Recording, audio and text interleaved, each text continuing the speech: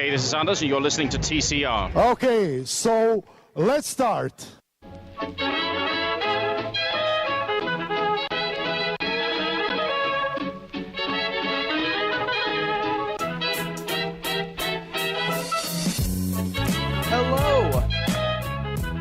Hello and welcome everybody to a new edition of the Center Ring, aka TCR, aka your favorite esports podcast. Episode 95 coming to you live, pre-recorded from an undisclosed location. The time is 8:24 p.m. Central Time. The date, March 8th, 2018. I will be one of your hosts for this evening. My name is Tim. Hello, how are you? Alongside me, as usual, we have Brett. Hello, Brett. What's up, guys? And we have Anuj. Hello, Anuj. What's up, fellas? How you doing? Are you ready for your assignment next week? I am. I learned how to say bonjour. That's all you need. That's like what I got down. I hear bonjour and headshots will get you pretty much anywhere with Scream. So. Yeah, he's Belgian. It really is like a Disney cartoon. They all say it everywhere. Everywhere you go. Brett, how do I say goodbye? I feel like this can be important for the end of all my meetings. Bonsoir? No. I don't know, man. Don't ask me. Anuj is going to Patty next week, if you couldn't tell. So we are sending him out on the show budget, of course. All expense paid for by the show to correspond with what's going on in the French esports scene.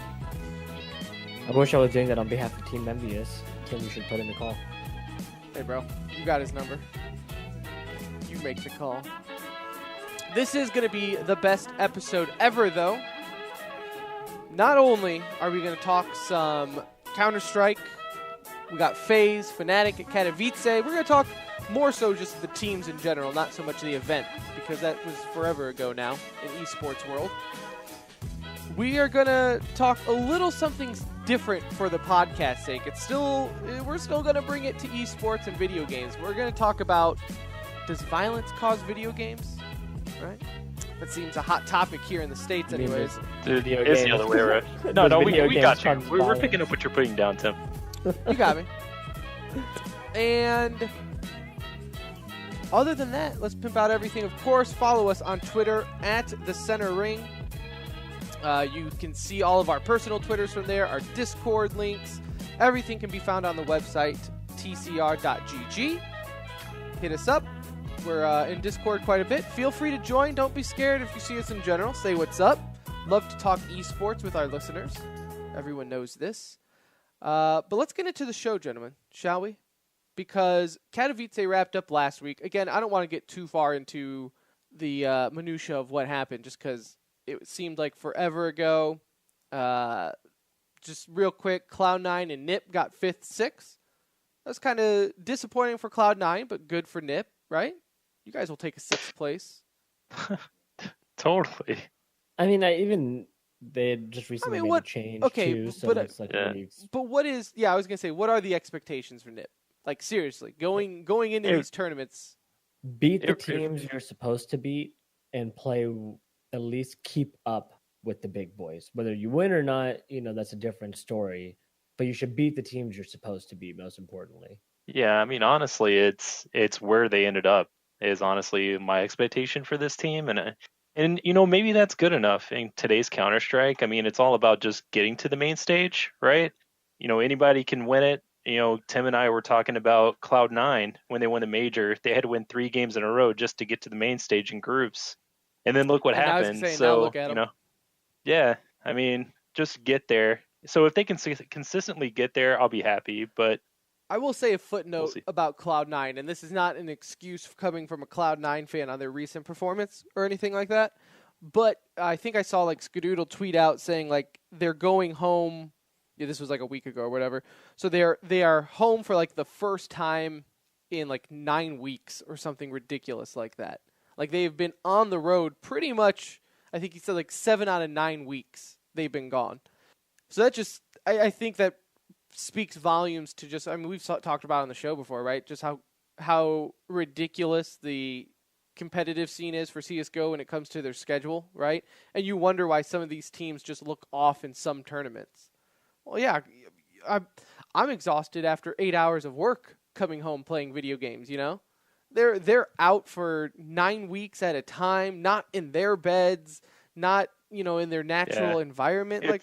It's hard for us to feel sorry for them because they play video games for a living. But yeah, I mean, I've traveled I've traveled out of country and jet lag is real. Whoa. Like, you know, yeah, no, humble brag.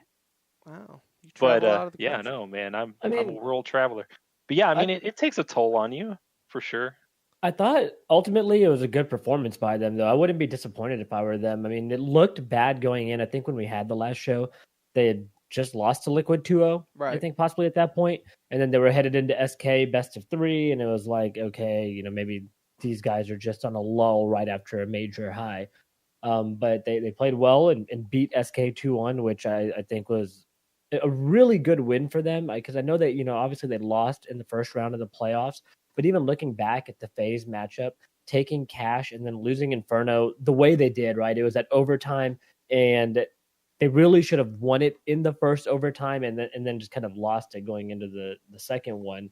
Well, I mean, but FaZe they looked FaZe had good, to, you know. You forgot the one important thing though with that is FaZe had to cheat. So The round. they you know, all of a sudden Guardian's like, "Oh no, my computer is broken. Let's restart the round that we lost." And you know, Cloud9 being the stand-up Americans that they are, said, "Okay, we'll replay the round." Now It wasn't up to them. It was the admins. now willing to know well, we'll let the judges decide that, okay? The judges did. But I you know, it was a really good game. All jokes aside there. So yeah, so FaZe obviously beat Cloud9. They beat Astralis. They are in the finals. Fnatic ended up actually beating FaZe in the upper bracket finals. That forced them to go and take some buys of the quarterfinals into playoffs, where they ended up beating Team Liquid, which we mentioned last show. No reason to get too far into them, but Team Liquid is looking pretty darn good with their full-time roster. And then you have it. Faze and Fnatic, a rematch of the upper bracket finals in the grand finals, which was kind of 2-0 in the upper bracket. Yeah. You know, like the Fnatic won that 2-0 and looked pretty dominant in those 16, games. 11 on Inferno and 16 and 8 on Cash. So it's like it wasn't even like a close 2-0, right? It's those are pretty decisive wins. So now you have FaZe and Fnatic again, and it's really a tale of two teams here in the finals, which is kind of what I wanted to get your boys' opinion on. As far as who do you want to start with first? You want to start with Fnatic and how they've been looking good lately? Is Fnatic back to where the organization expects they should be? If I were them, I'd be feeling pretty damn good. I mean, not only this tournament win, it was just the way they performed in the big moments and the players that stepped up, right? It was so great to see JW and Flesha playing at like 2014, 15, 16 Fnatic. You know, I mean, it was like incredible to watch them play at such a high level, and for Flesha to stand out the way he did in such clutch moments, it really brought back a lot of nostalgia. And I was like not a Fnatic hater in the sense when they were doing well, but I'm always kind of rooting for the underdog, right? And I want to see teams step up and upset teams, and they were a team you definitely rooted against and wanted to see them get upset so bad because they were so dominant for so long.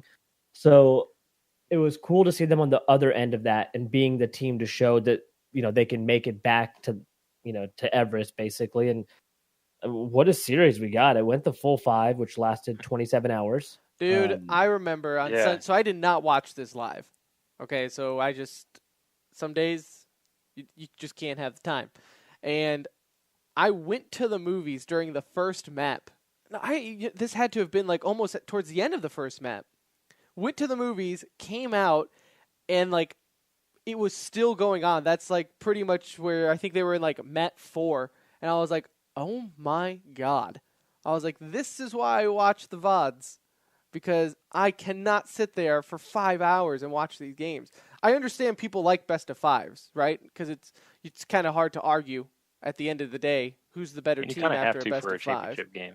Yeah, I mean this was, you know, IEM's big one, so I'm not disagreeing with that. But I'm just saying, like, tell your loved ones goodbye beforehand because you might not see them for the rest of the day. Yeah, and it doesn't help that 2 of the maps went to OT. So no, I mean anything that could have stretched that on, definitely did. But it's good theater. It is, and I think I agree with Anuj where I was never a huge fan of Fnatic in the sense of they were kind of to me like the Yankees, right? Where we talked about it. It's kind of cool to see a dynasty, but at the same time, it's also cool to see them lose. I will say though, I do like to see like people, I mean, especially like JW and Flusha, who have been part of it the whole time through, and I guess you could even throw Crims in there, to see them come back, right? Because I do, like, this isn't, when teams win, you can kind of sometimes get a feeling, you know, where it's like, okay, this was a one and done type of tournament win. I don't have that feeling with Fnatic, though. And yeah. It comes to, I think, the way they played. And Flusha and Crims, correct me if I'm wrong, but they were always the outcasts when it came to like roster moves, right? Like when Olaf moved or when, you know, Olaf stayed with Fnatic and new guys came on, they were the ones to leave, right? And then, you know, they come back and Olaf leaves and they're still kind of those, you know, Flusha outcasts. was always part of it. Was Flusha always tied he did go to? No. He did go to Godsent. They all went to Godsent. Yeah. Well, so not Crims, but JW and Flusha went Crims went to Godsent. All 3 of them did. Didn't he also? Yeah. Oh, and then I guess Dennis and Olaf stayed back. Yeah. And then the second swap, it was basically the opposite, where Dennis and Olaf left. Yeah, and you know, I think, you know, just I guess getting away from the finals, like I think I really like Counter-Strike, the current state of Counter-Strike, and I know it's probably not a popular opinion, but you know, one of my favorite sports is hockey. Like, and I love hockey playoffs because if you get in the playoffs, you have a chance to win, right? Like an 8 seed can upset a 1 seed, and it's not really a huge deal.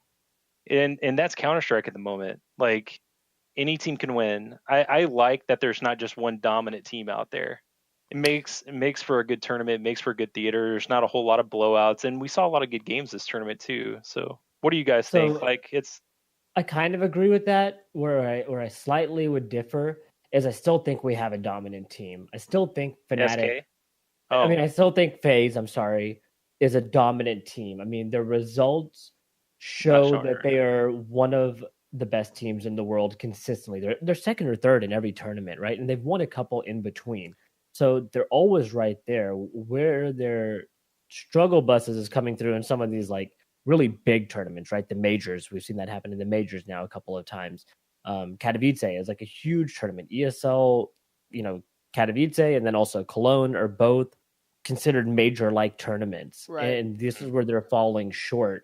And so I still think they're a dominant team, but they're, you know, right on picture the Utah Jazz playing. But it's the roster that they have, right? That's why.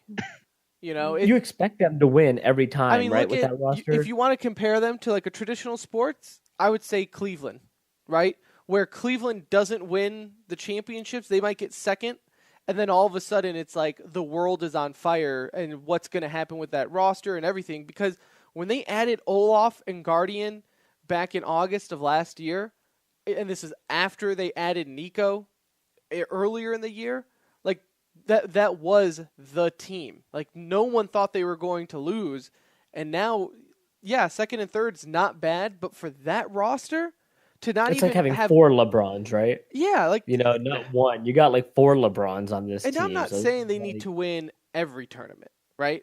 But you would expect them to win more than what they have. Like they won like in every other tournament kind of deal. Yeah, I mean they won ECS, right? Which I mean, you know, they beat Mouse Sports in it.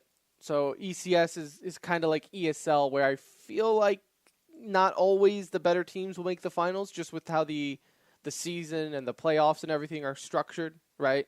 So it's just, to more Anuja's point, it's these major tournaments where every team is at. It just seems like they do not know how to play in the finals.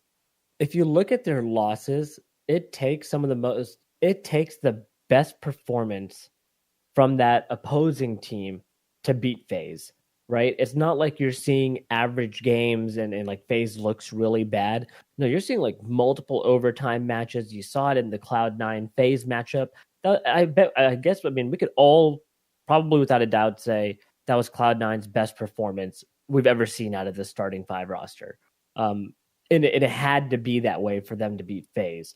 Fnatic, same thing. In this best of 5, you'd have to say it was some of the. I mean, when have we seen like vintage Fnatic like this? I can't really think of a time until really this 5-game series that we just saw. So they're losing. Look some at the really last time we talked about games. Fnatic on the podcast. It was probably during their last roster moves. So that gives you an idea. So what FaZe is doing is I agree they're not winning the big tournaments, but they're winning 90% of their games still at the end of the day. So I still think they're a dominant team. They're just a dominant team that can't figure out how to get over this hurdle. Once they, I think, get a major under their belt, if they get a major under their belt, you're gonna, I think, see the steamroll a little bit. These guys can catch fire. I don't think this is like a time where people should freak out enough to where you're thinking anything like roster change. No, what are you and I change? don't. To honestly, no, I don't think that's the case at all. Right? Like, I don't want to get it misconception here that I'm saying that there should be a roster change, because it would be foolish at this time. Who would you replace? Right? Your IGL. I mean, that's the only person, and it's like then. Oh, okay, you're losing more than just a player. You're losing an IGL, and Kerrigan's shown to be brilliant. Kerrigan's first hurdle was everyone was like, oh, he can't make it to the finals. He can't get out of the semis. He's a semis guy. Well, now he's making it to the finals, right? So he's getting one step closer, and I don't think I don't think anybody believes they're that far away. No. Yeah, and the guys seem to like him too. So I mean, you got 4 like superstar egos on a team who like their IGL. I mean, he's doing something right. I mean, I'm sure they wouldn't be shy about saying. I mean, seriously, shy about though, coming out and saying that he's not doing a very good job. When you look at it, though, I think one of the more frustrating things, if you were a FaZe fan, is that it isn't just one person, though. It's just the team. It's simple as that. You can't say it's Nico's fault, which I know that was kind of the cool thing to say last week, is like, man, Nico just doesn't perform. The dude is a 1.21 rating on HLTV. It's not one person. Right, it's not Nico's fault. It's not all of Meister's. Yes, they all have their own fair share of poor games, but it's as a team they can't close these out together. So you can't just look at one person's performance and be like, this is so bad they need to be kicked off the team. Yeah, really, Olaf had the worst tournament probably out of any of them. I mean, Olaf and Rain both had some pretty bad moments in this tournament. Nico really only disappeared on one map, and it was kind of their whole team. But on Overpass, he was 8-20. I think that's like super uncharacteristic with the ADR of like 35. That's embarrassing. Like you could get that in nade damage each round if you're in the right spot at the right time type thing. So they all kind of contributed to them losing different maps. But yeah, it's never just one of them that stands out as the bad player. Which on that map, I'd figure like they would be a definite favorite with, one of the best ops in the world in Guardian. Yeah, I mean, on any map, Guardian should be capable of pretty much holding down, a side on CT side. I mean, we saw him at the major where he single-handedly kept them in the finals against Cloud9 because of his op, right? He was MVP of the major. He went like he did. He did have a good 1v5 on Overpass. That was pretty neat. I highly recommend anybody that didn't get to watch at least watch that. That was pretty awesome.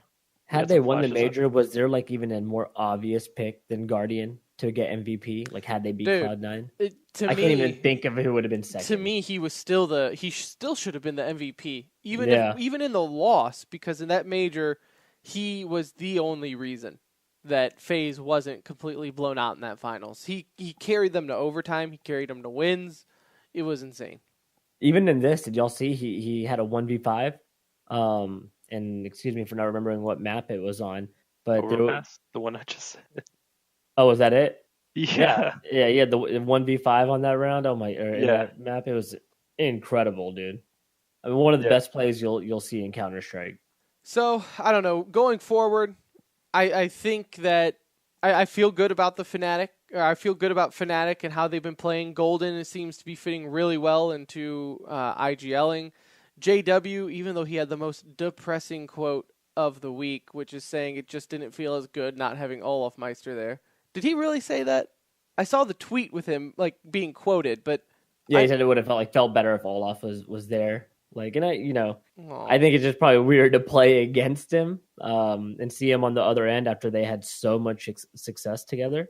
And I'm sure it would have been sweet if he was there, but I don't think they feel bad about beating him either. No. No, They probably sure it feel felt good good. going all the way to the bank. yeah, I know, right?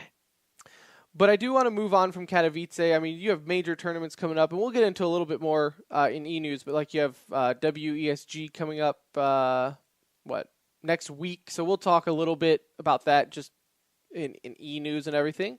But I did want to switch gears and get away so much from specifically one esports and just talk about esports and gaming and all that in general.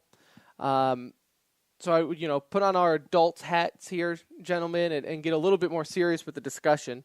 So, as everyone knows, right, whenever there's a recent shooting, especially here in America, there's always like a handful of go-to things to say, right? It's either guns, it's either movies and music, or video games.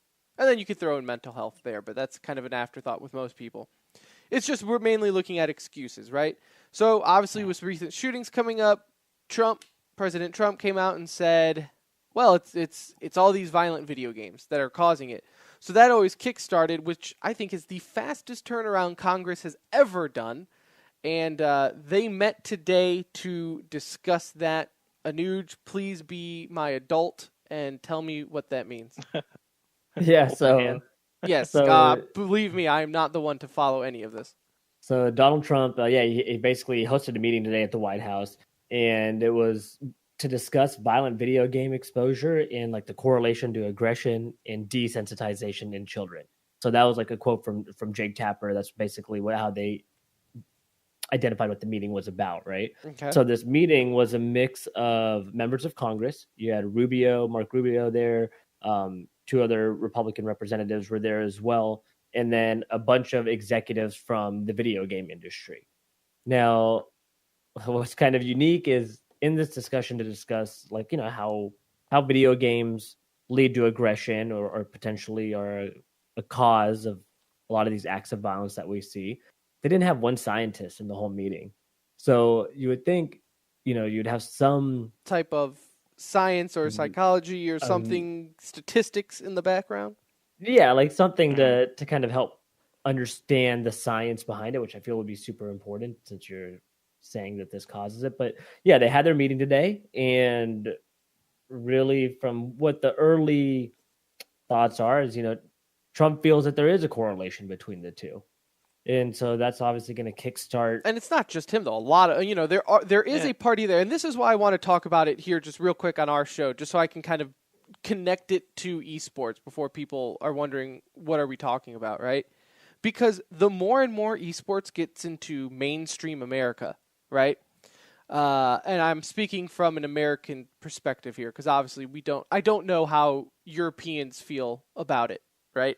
Or really anywhere else in the world for that matter. But I do know how the majority, or I say majority, some Americans feel, especially the older generations, if you have a parent and you have a kid, say maybe 12 years old, 13, right? Younger, where the parent is still somewhat monitoring what they're watching, what they're consuming. If all of a sudden they turn on the TV and see a Counter-Strike tournament, and that's what they're into, right? And maybe the parents never really cared to pay attention about it prior to now because it's always on their computer. But now it's on TV. And you're seeing as a parent people shooting each other. There are some games that might be blood. Counter-Strike isn't really, I wouldn't say is a gory game, but it does depict violence. It does depict shooting. Okay, I think we can all be realist and say people shooting people is violent, right? That's not an argument. That's pretty much true. You're going to have this. You're going to have the finger pointed at esports eventually. It hasn't really happened yet, but quote me on this. Like, it's going to happen. Eventually, you're going to have a party saying, why are we allowing this on our TVs to have terrorists blowing up bombs?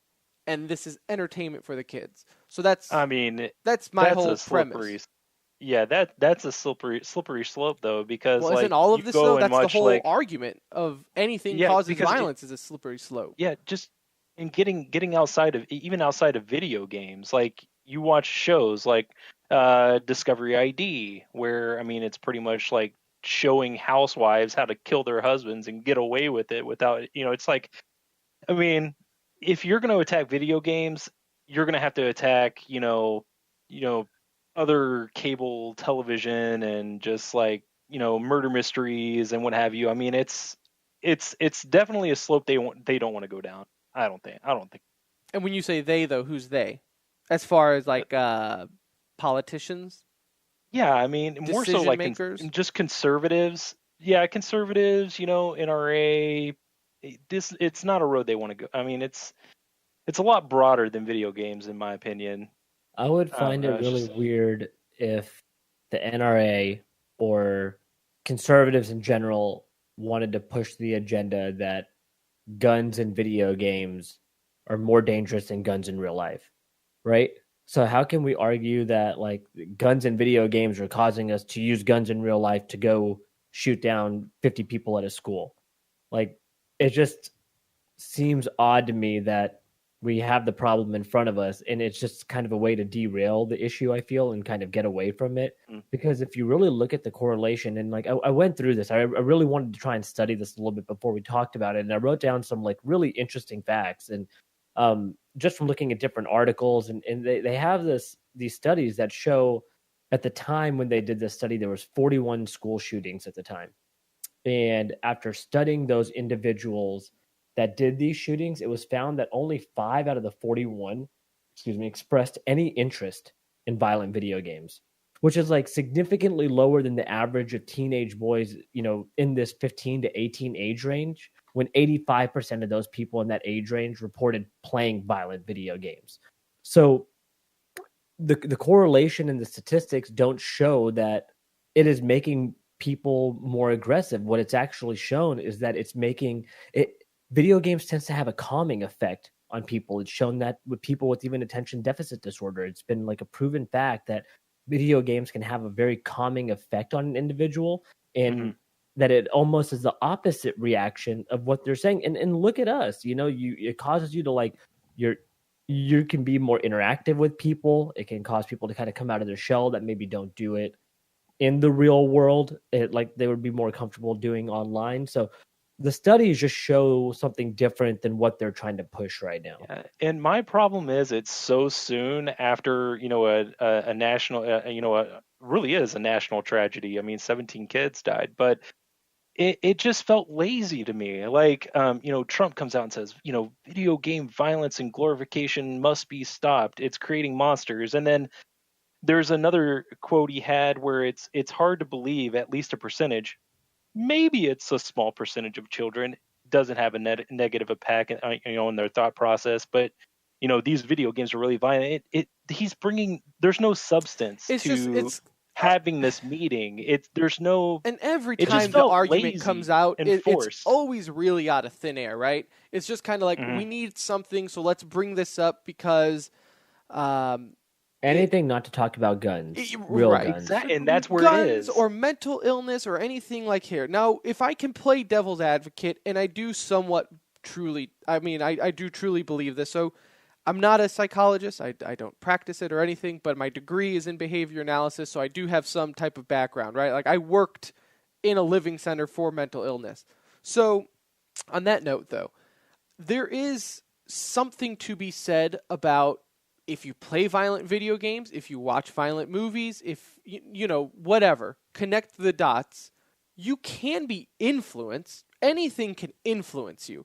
And I think that's how they need to really, and I say the people who want to try to make a case of, hey, maybe we should just put more regulations on it, right? They need to approach it in a different way of not saying video games cause violence, end of story, done, right? That's such a blanket statement. If you want, even like you want to say violent video games causes shootings, well, what is violence, right?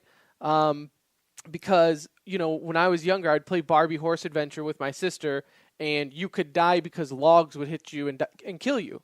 So are you saying like that's too violent because we depicted Barbie dying? You know what I'm saying? So it's a slippery slope to bring it back to there, but anything can really cause influence. I get it. If you want to bring in like a mental illness, right? You're talking to someone who's already unstable, a little loose in the head, right? Maybe early signs of schizophrenia, okay, paranoia. Those are like two big things that you could probably see in anybody who actually just kills someone out of cold blood, right? That's probably like a common trend.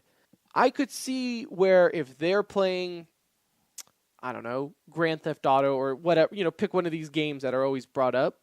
I could see where maybe they get an idea on how to kill someone, right? Like, hey, this worked in this game. And you see stories like that where I remember a long time ago, a kid in China set one of his classmates on fire, and someone asked why he did it, and he said it's because he wanted to be a pyro mage like in World of Warcraft, right? So it can influence. I don't think that's too far of a point to make, right? That's like, I don't feel like that's treasony towards video games, but it's not the cause. Wouldn't there be a correlation in other ways then too, just by like could use anything in video games and use GTA for example, like you just said. Why aren't we seeing an uptick in carjackings right after GTA is released? Like why does it only come back to it when there was a shooting, so now potentially video games cause violence? Well, is there like an uptick in carjackings every time GTA 4 and 5 come out? No, but again, I think I'm really only talking about like the weak-minded people, right? Like the ones who really get influenced over things. I could see them playing a GTA and maybe thinking, "Hey, I'm going to go steal a car."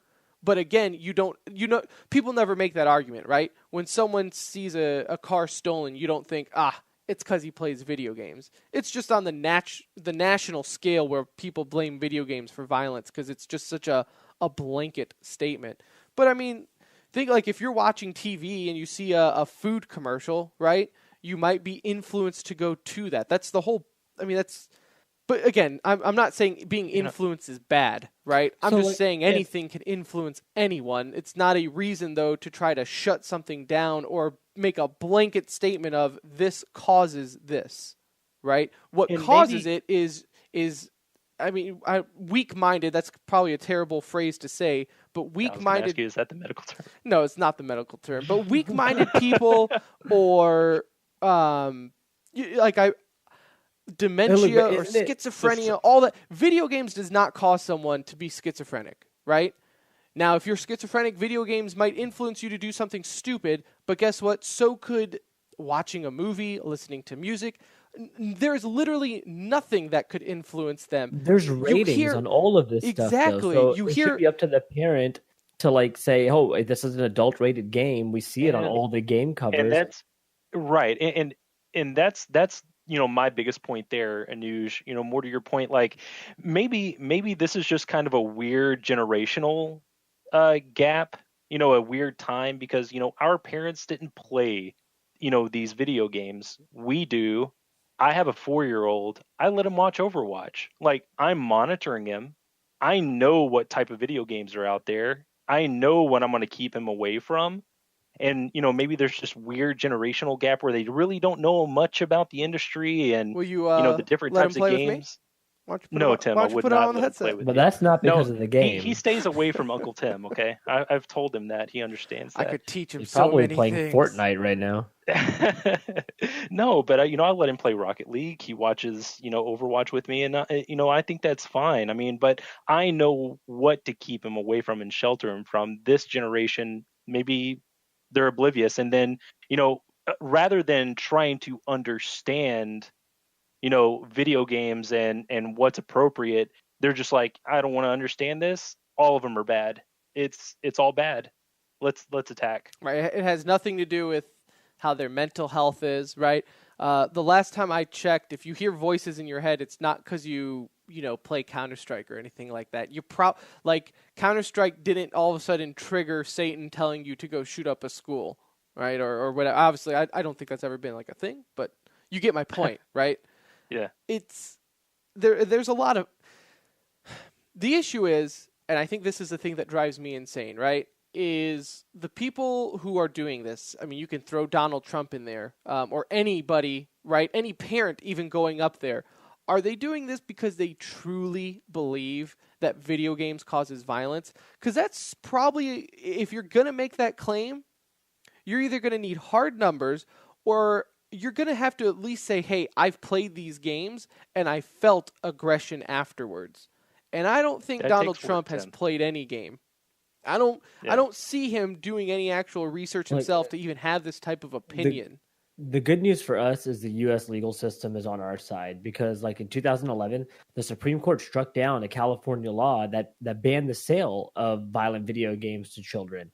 And it was like a majority decision, and I don't remember what it was, but it was pretty lopsided for them even saying it. And there was also like a psychology group that came out and said that they were like a media psychology group that advised, reporters and such to stop announcing that video games and suggesting that there was a connection between violence and video games in real life. So I feel like we're okay. I just feel like this is more of a distraction to get away from the issue really at hand. It's pocket sand. It's the government's pocket sand to the gun discussion, Yeah, look, I'm a gun owner and I'm a proud gun owner. I guess we should have started with that, right? Is that I'm literally like next week going to go buy a gun, just for fun.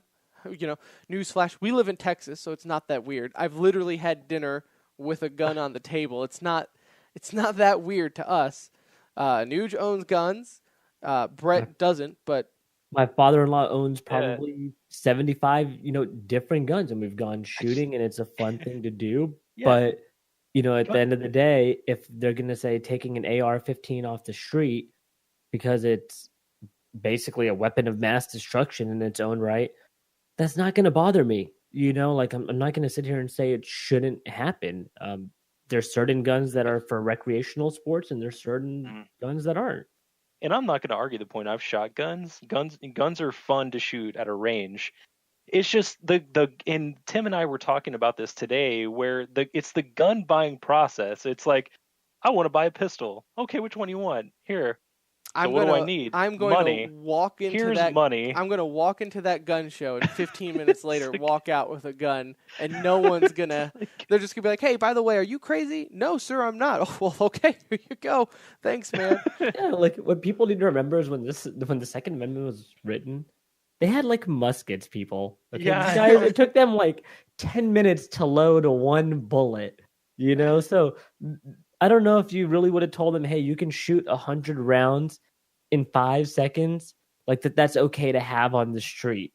And so, I mean, let's be real. At least here in Texas, it's easier for a 16-year-old to go buy a gun than it is to technically before he should ever be allowed to play Call of Duty, which is rated 17 and over, right?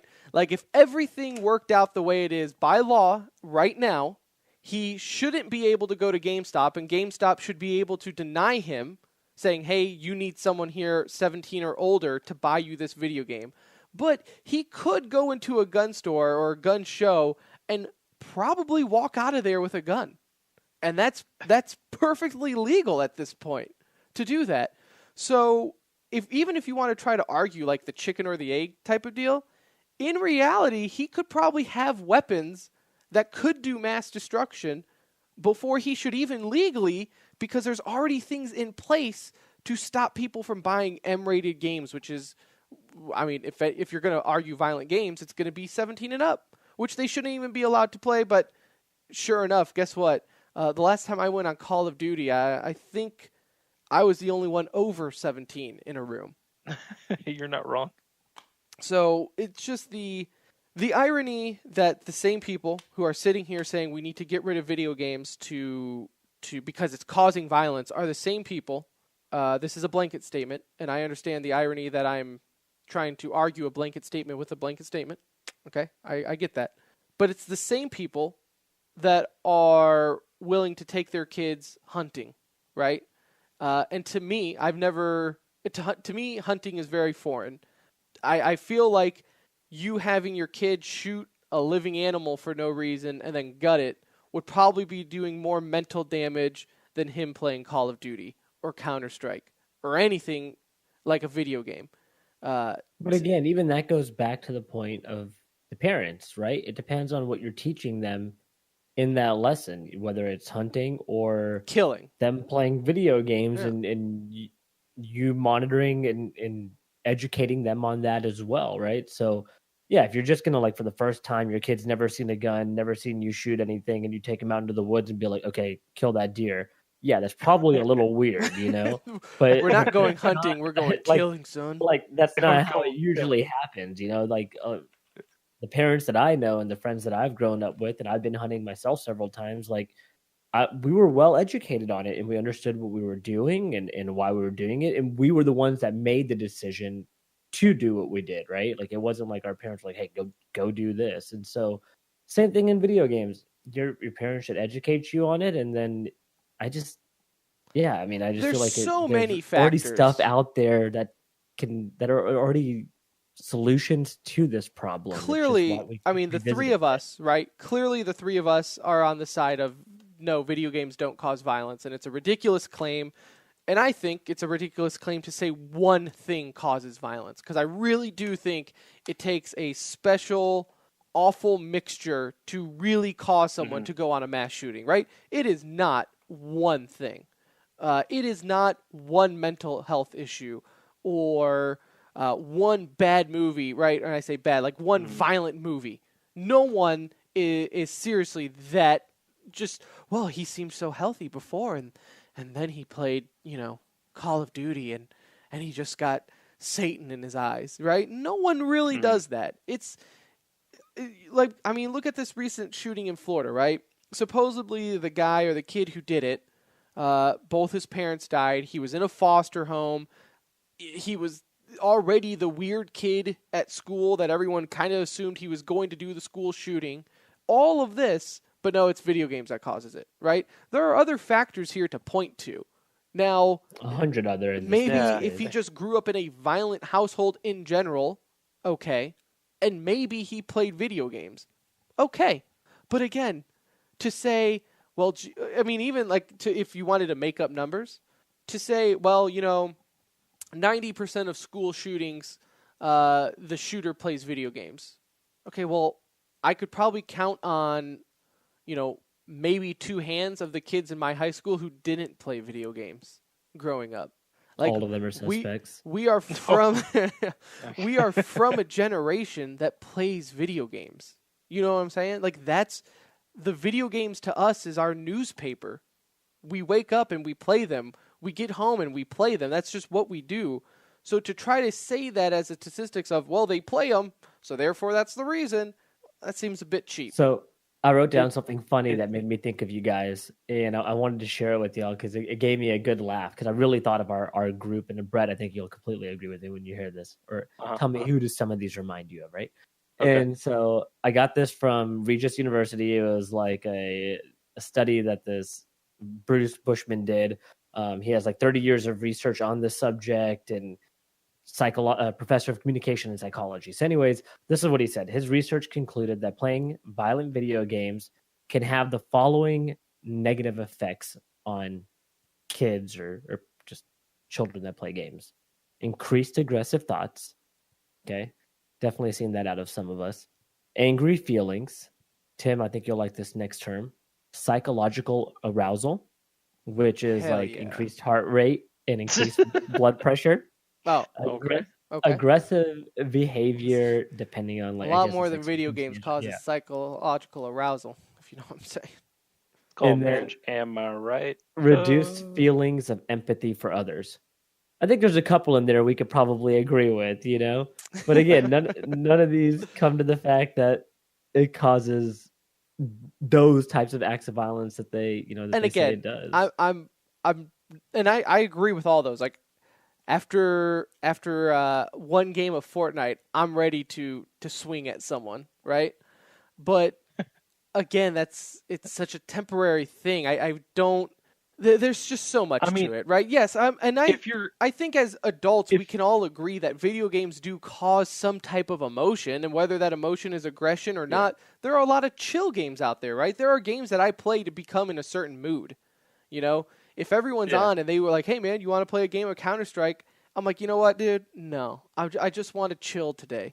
it's because that game will frustrate me and it will make me angry at some point, but at the same time, to say that it's the games that are causing kids to go buy a gun, to buy ammunition, then load that gun, and then strategically, map out how they want to murder other students, or we're talking about kids. Even they're correlating this to adults, right? The Vegas shooter, to say that a game is causing him to plan out all of that, right? You're going to map out how you're going to knock out a window of a hotel and line up and shoot and injure more than 500 people at a concert in Las Vegas. And then to only say it's because he's played video games. From starting in point A, which is him playing, video games, to point B, shooting at thousands of people, injuring 500. The only thing that caused him to do that in between is playing video games. That's it.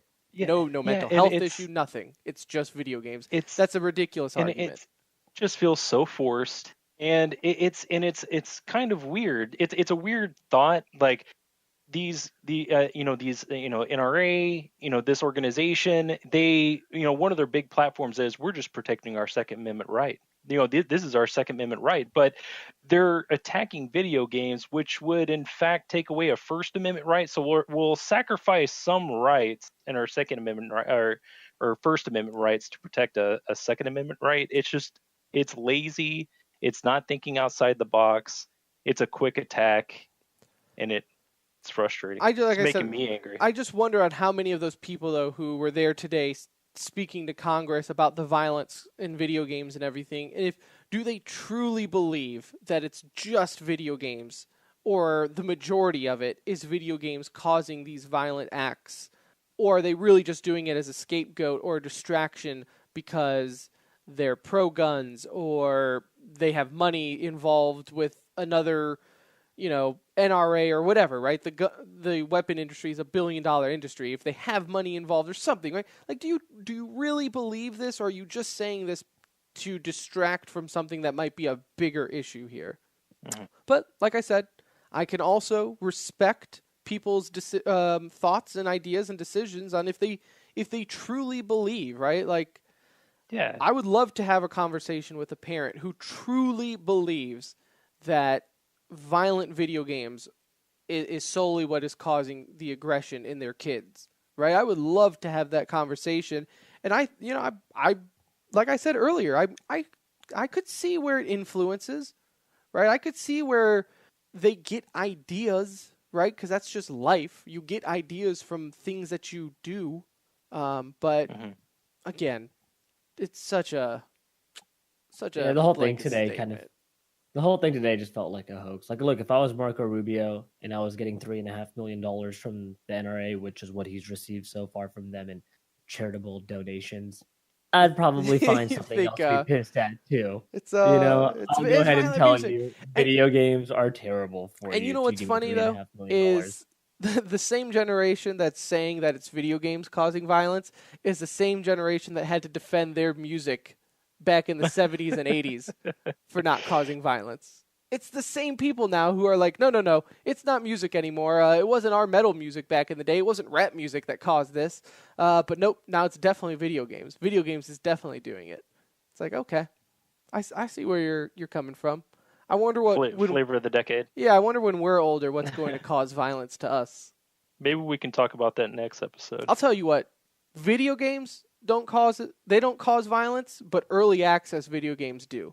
If you want to come at me and say early access games that have been out for 4 years and still call themselves early access, but they're in season 3 and they charge me $20 for a skin, I'm looking at you, Fortnite. That might cause violence, but not. The way to solve that problem is just to send your thoughts and prayers, Tim. Hashtag thoughts and prayers. TCR, thoughts and prayers. So I don't know. I feel like we kind of ended up just like the Congress meeting today, and we kind of ended up nowhere in our thoughts, but you know where we stand. Yes. Yeah. And I really hope, if you're a listener and you have opinions, obviously you can always hit us up on Twitter. We'll always respond there. In our Discord, you can hit us up on that in the general chat or wherever. if you do want to have the discussion, but maybe you don't want your thoughts allowed so everyone can talk, there on our website, tcr.gg, there is like a contact me kind of email that goes to all of us. We all have access to it. And then, or just, message us on Twitter or Discord alone, right? Like if you have one thing to say. Brett, he's the only parent here.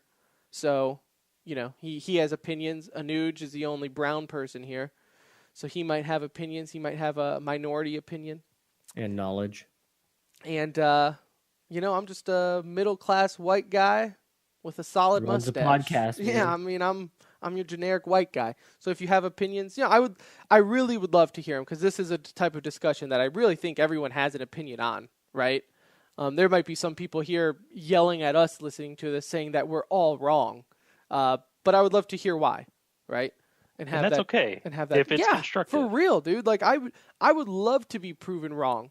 If you say video games do cause violence and you show numbers or whatever, I'll by all means, let's make them harder to buy, But Valve is still going to put Counter-Strike for sale every Steam sale. So what can you do, But that was a good talk, gentlemen. It was nice becoming. It's always nice adulting once in a while. It's outside the box. Something we It's don't do a lot. Something we don't do. But something we do every episode is e-news. So let's get into some e-news, shall we? Actually, quite a bit to get to. In Overwatch League news, you did have quite a bit. I say quite a bit. There were a handful of roster moves. Dallas Fuel sign OGE to tank. It's a move they had to make. It's, in my opinion, been their weakest link in Stage 2. We'll see. I think overall it's just their teamwork. They just don't seem to put it together. But obviously, at this point, they have to try something. Don't attack coach. That might. No. This is esports. We don't attack coaches here. Speaking of coaches, though, because definitely London Spitfire and Shanghai will drop their coach. London Spitfire ended up dropping Bishop, which is really weird to me. That had to have been like a personal thing. Didn't they say it was a player? Like the players wanted him gone. That's the only reason because they're in first place, and he's still looking for another team. So it really is the players just didn't like him, so they kicked him off. And then Shanghai ended up dropping U4. I forgot who tweeted it. I think it was Overbuff ended up tweeting after that saying, still no word on the reason why, but can't wait to see why Shanghai felt the need to drop their coach. And I'm like, I could think of a few. 40, dude. It's your over. Yeah. I could think of a winless reason on why they maybe let go of their coach there.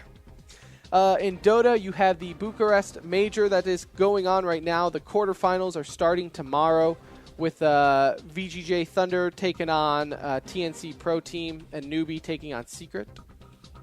You've got, on Saturday, I believe is when the rest of the games start, is Evil Genius versus Team Liquid and Virtus Bro taking on Optic Gaming. So you have that. That's been a pretty good major. I will say this, though, my hot Dota opinion, don't like the new major system. I definitely liked it more when there were 3 or 4 majors a year. This year is when they're doing the 11 majors, Don't like it as much. I feel like I don't, they literally had a major a week or 2 ago. So Counter-Strike's just dying for 2. Give us 3 and we'll be blessed. These have 11, and I think each one has $1 million pool. So, they just did Katowice 2 weeks ago. So I don't know. It's just a little weird. You're slapping major on everything, and it's just too much.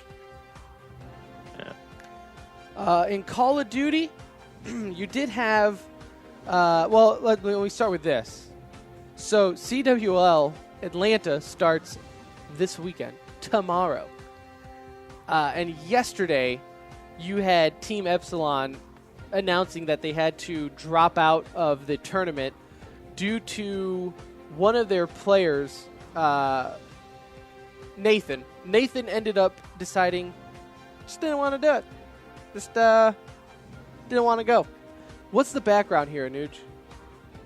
Yeah, it's just weird. It's weird all the way around. There's not much more to it.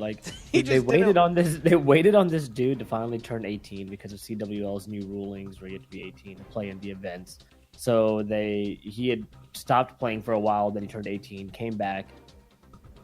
2 days before the event, the team is waiting at the airport, and they're calling this dude like, "Where are you? Like, we're like getting ready to board." And he's like, "Not today. No, just don't want to do this." You know what? I woke up and thought, no. He left him hanging, and now they've had to drop out of CWL Atlanta. And granted, they've had poor performances, like in the last CWL events, like they just did not do a good job. So who knows? I don't think they were going to do much in this event, but still, I mean, you're supposed to be a professional. Like this is like no excuse. And Epsilon is like a big organization. That's not like it's not like a baby little team here. So even then, there's no some- excuse at any level on that. But Lightning Pandas took their spot, and I'm sure they'll be happy to do so and would love to travel immediately. So you want to ever kiss your pro gaming career goodbye? Nathan Boom. just showed you how. I read somewhere that it's because he was saying the team was just toxic and he didn't like it. But come on, dude. You are 2 days. But at the same time, you're a professional. You're a professional. You're 2 days. Play out this weekend and then say you're done. Right? You purposely waited 2 days before to do this to them because you knew what it was going to cause. Now you had Activision scrambling to try to fill in a spot. Lightning Panda, I know they just won like the stage 1 of Canada. So, I mean, they're a good team, but come on, bro. Then you also had, though, they also announced today, actually, the new Call of Duty will be going back to Black Ops. So Black Ops 4 was announced, expected to probably be released around October. I think that's kind of normally when they all come out. Yeah, it's kind of strange because this is the first time in the last 8 years or so that it did not release in November. So it's coming out a month earlier, and maybe a slap in the face to Sledgehammer a little bit. But yeah, first time that anyone can remember that it's coming out. One less month.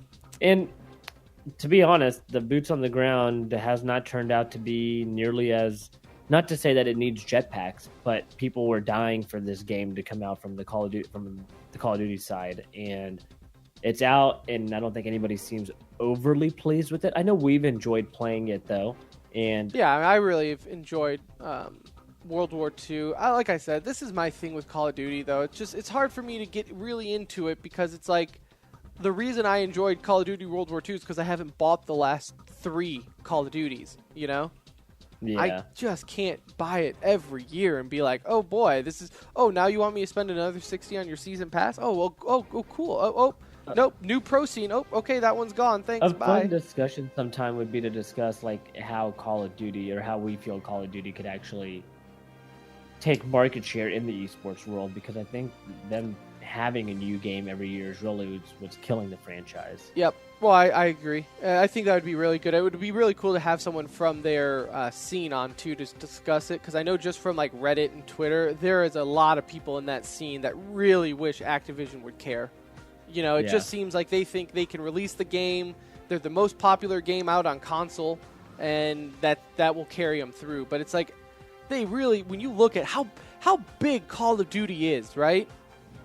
And how, like, on a scale of esports, their scene is so small. It's just nothing. It's like you're pulling 20,000 of a stream. It's like it's the bottom of the big boys, right? It really is. Like, but for how the player base, though, you think it'd be huge. Yeah, and Treyarch's the one making Black Ops 4, and people have always had fantastic things to say about Treyarch. This would be a good moment for them to maybe make it like a 2 or 3 year window, possibly. Yep. In other news, you got Nintendo announced that Super Smash Bros. Is coming to the Switch. I think it's a whole new one. I don't think it's like they're moving, any of the older ones over there. I think it's a brand new Super Smash Bros. No idea on release date or anything like that, but we'll see what's up with that. I'm holding my... Again, I mean, it's cool, right? It'll probably make me want to buy a Switch, but... Until the pro scene officially adopts one of these new Super Smash Bros. To be better than Melee, that's another pro scene that's going to just eat itself from the inside, because it's like you're splitting your scene in half. There are people that just are diehard Melee fans, so it doesn't really, well, I don't know. That's a wait and see type of deal.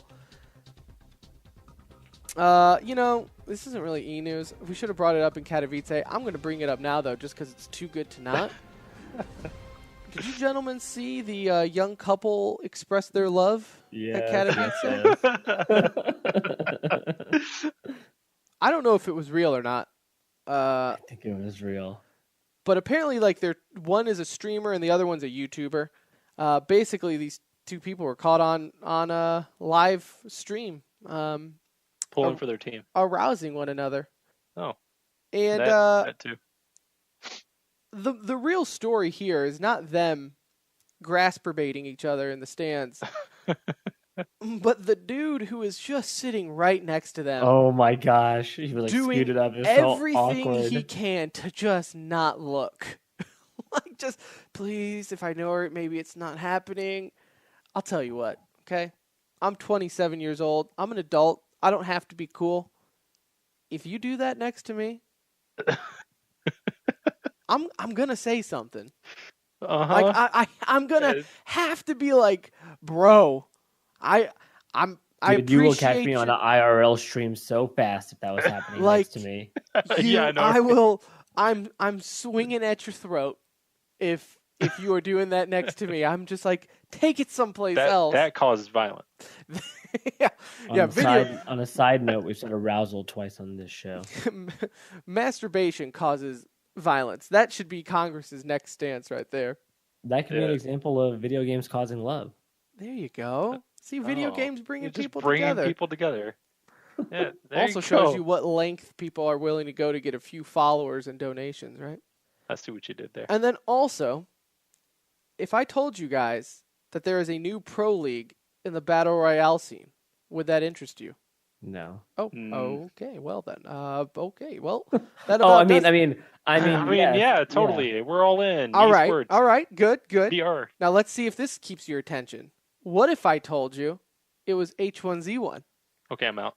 Oh, okay. All right. Okay. Anuj, what if I told you, because it seems like you're still just on the edge of your seat with this. What if I told you it's going to be based in Las Vegas, okay? And there's 15 teams involved, some big ones. You got like Cloud9, CLG, Echo Fox, Epsilon, Luminosity. Okay. I'm back in, Tim. TSM. I'm back in. That's right. We got Tempo Storm. The big dogs are coming to H1Z1 again. All right, I'm in. And it's going to be on Facebook. I'm out. I'm out again. I'm done. I'm in. I'm out. I would only be excited if this is like the new car mode. Dude. Auto Royale. Auto Royale. And it's starting April 1st, and then from there it's going to be every Wednesday going forward. Well, look, with 15 franchises, it looks like they found the remaining like 30 people that play the game. So, I don't understand. They have to we be. don't talk about shots on this episode. They have to. Yeah, let's keep it sensitive. All right. My bad, guys. I'm sorry. that was actually good, Brett. I liked it. They have to be fluffing up those numbers for like that one broadcast they did on the CW like a year or two ago. So much to still be trying to get money, and this is like backed by Caesar Entertainment or whatever. I'm assuming the people who run the casinos. It's pretty unreal and kind of at this point impressive that H1Z1 is still being able to dupe people into thinking that game's going anywhere. Yeah, I mean it's 3 out of 3 right now. You are the third most popular game, so you're in last place when it comes to popular BR games. Mm-hmm. And I can officially put it to bed when Islands of Nine come out because that's going to attract probably more people than H1Z1 if I had to imagine. Then you want to do, I guess, a live studio in Las Vegas, which that's always kind of a risky business in Vegas, right? We've seen esports kind of fail and prosper, but, you know. But then, on top of all that, you're already taking a struggling game that doesn't get enough views on Twitch. You're going to put it on Facebook. Over and under 1,200 views. For the first one, I'll say over. But for the first one. After that, average viewer base over and under 1,200. I would go with the under. I feel pretty confident. After the initial. But you want to talk about a game that if they crack down on age limit, That game would be dead. that community is so bad.